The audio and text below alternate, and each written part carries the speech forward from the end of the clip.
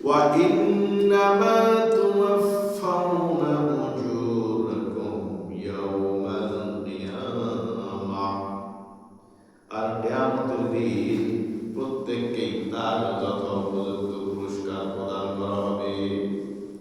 ফামান যুহজিহা আনিন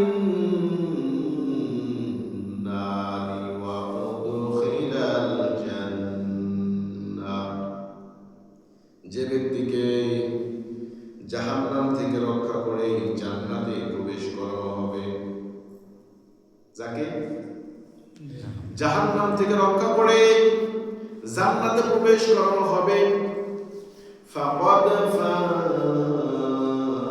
ফাজ, ওই ব্যক্তি হবে সফল কাম। বলেন সুবহানাল্লাহ।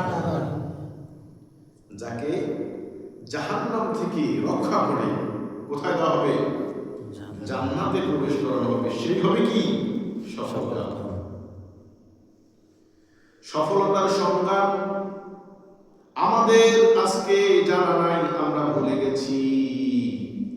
এই কারণে দুনিয়া আমাদের কাছে অনেক বড় মনে হয়। মানুষ সফলতা মনে করে অনেক বেশি টাকা হলে আমি সফল।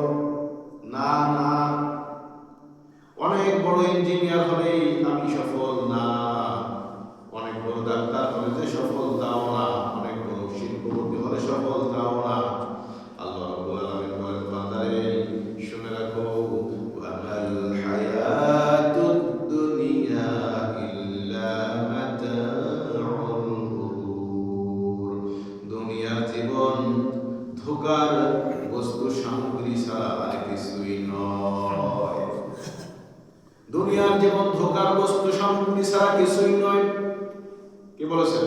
আল্লাহ। আল্লাহ। দুনিয়ার জীবনে সফলতা ব্যর্থতার কিছুই যায় আসে না। আসল সফলতা হলো অনন্তকালের জীবনের সফলতা। ঠিক কিনা? আসল সফলতা কি? অনন্তকালের। আপনি সুখে থাকেন, দুঃখে থাকেন, আপনার জীবন কিন্তু চলে যাচ্ছে, হায়াত কিন্তু শেষ হচ্ছে। ঠিক কিনা? হায়াত শেষ হয়ে যাচ্ছে, হায়াত ফুরিয়ে যাবে, আপনি অনন্তকালের জন্য দুনিয়া থেকে বিদায় নিয়ে যাবেন, আর দুনিয়াতে ফিরে আসার কোন সুযোগ আপনার থাকবে না। থাকবে না। যত সম্পত্তি আপনি অর্জন করেন না কেন, সমস্ত সম্পত্তি যদি আপনি আল্লাহ তাআলাকে দেন, দেওয়ার পর যদি বলেন আল্লাহ আমি দুনিয়াতে আর 1 ঘন্টার জন্য ফেরত যেতে চাই, অনেক সম্পত্তি কামাইছি, এবার এগুলো দান করে আমি ভালো হয়ে যাব, সুযোগ আছে? না। সুযোগ আছে? না, কোনো সুযোগ নাই। দুনিয়া থেকে গেলেন আর ফিরে আসবেন না। কেউ দুনিয়া থেকে যাওয়ার পরে আর ফিরে আসবে না, একবার হাসরের ময়দানে। অতএব বন্ধুগণ, আল্লাহ রাব্বুল আলামিন বলেন, জান্নাতে যে ব্যক্তি প্রবেশ করবে সেই হবে সফল কাম, আর যে ব্যক্তি এই সফলতার জন্য কাজ করবে সেই হচ্ছে বুদ্ধিমান। ঠিক কিনা?